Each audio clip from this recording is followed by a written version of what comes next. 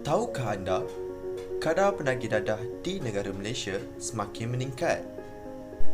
Di Malaysia, penagih dadah berbangsa Melayu sahaja mempunyai peratusan setinggi 78% dan ianya adalah komuniti berbangsa Melayu beragama Islam. Komuniti ini sering dijumpai di kawasan gelandangan, rumah-rumah kosong dan pusat hiburan kelab malam. Berdasarkan kajian yang dibuat oleh Agensi Anti-Dadah Kebangsaan Malaysia, komuniti penagih dadah Melayu Islam ini terdiri daripada mereka yang berumur 11 hingga 60 tahun. Jadi, apakah usaha pihak kerajaan bagi membantu komuniti ini? Pihak kerajaan telah mengambil alternatif untuk menubuhkan pusat-pusat khas bagi proses pemulihan menggunakan rawatan secara Islam. Apa itu Pusat Pemulihan Rawatan Islam?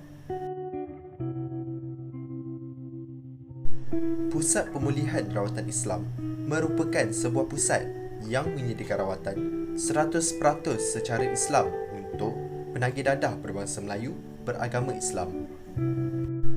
Rawatan secara Islam yang dimaksudkan merujuk kepada dua kaedah rawatan iaitu kaedah pemantapan akidah dan kaedah pemantapan ibadah. Kaedah pemantapan akidah merupakan sebuah kaedah yang berterusan mendidik siang dan malam dalam mengenali siapa itu Allah Subhanahu Wa Taala. Rawatan ini dijalankan dengan melakukan kelas fardu ain seperti solat fardu 5 waktu, berzikir dan bertahmid serta berpuasa di bulan Ramadan.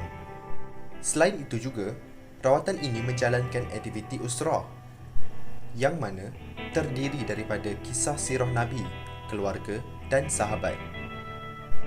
Objektif rawatan ini adalah untuk memupuk terlebih dahulu perasaan sayang dan cinta kepada Allah Subhanahu Wa Taala.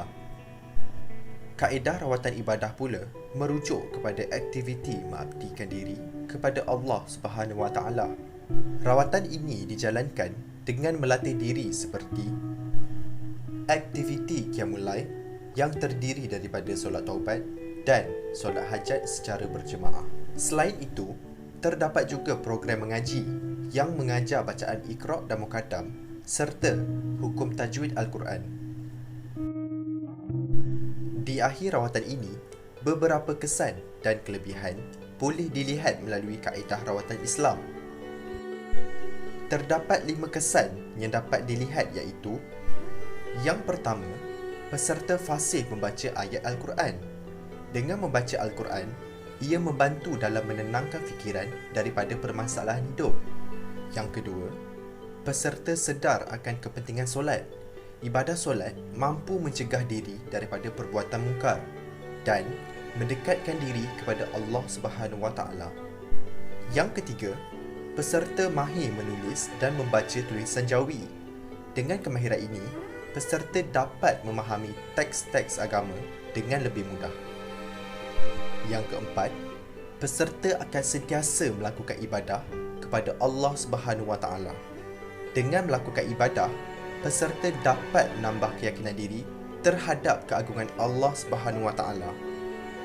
Dan yang terakhir, rawatan Islam boleh mencegah diri daripada melakukan kemaksiatan. Jadi, di manakah pusat rawatan secara Islam yang terbaik di Malaysia? Pusat Pemulihan Rumah Hidayah Insani merupakan sebuah pusat rawatan yang menggunakan kaedah rawatan Islam bagi membantu komuniti penagih dadah Melayu Islam. Untuk maklumat lanjut, anda boleh menghubungi Pusat Pemulihan Rumah Hidayah Insani atau melawat ke pusat tersebut yang terletak di Port Klang, Selangor.